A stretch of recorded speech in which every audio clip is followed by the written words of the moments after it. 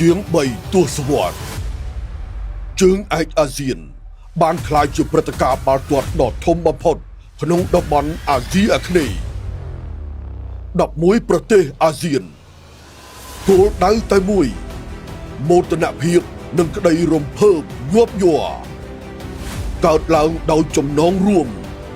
ក្តីប៉ងប្រាថ្នាក្លាយជាស្ដេចបាល់ទាត់អាស៊ាននេះជាកន្លែងវីរបុរសបាល់ទាត់ចាប់កំណើត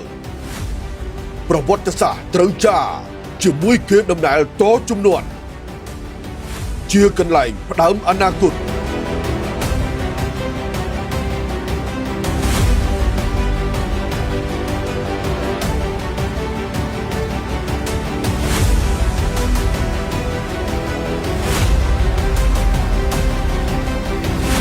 នាំមកជូនដោយ Hyundai ជាមរតក30ឆ្នាំរបស់យើងបង្កើតទំព័របាល់ទាត់ថ្មីទាំងអស់គ្នាលើកដំកើងជម្រើសជាតិយើង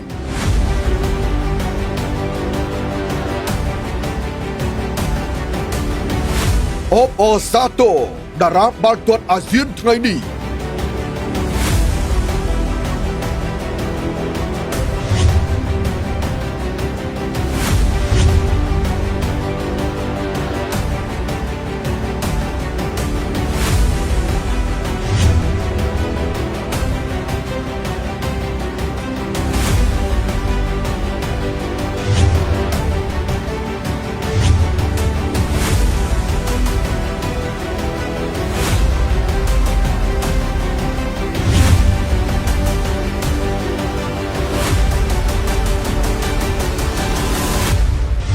អបអសាទរជ័យជំនះជាមួយអ្នកគាំទ្រទាំងអស់គ្នា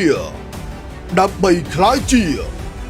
ជើងឯកបាល់ទាត់ពានរង្វាន់ Hyundai ឆ្នាំ2026អបអសាទរហួប30ឆ្នាំនៃរតនសម្បត្តិបាល់ទាត់អាស៊ាន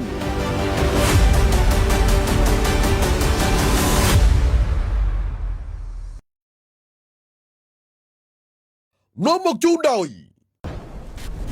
ភេសជ្ជៈបើកម្លាំងគីងកុង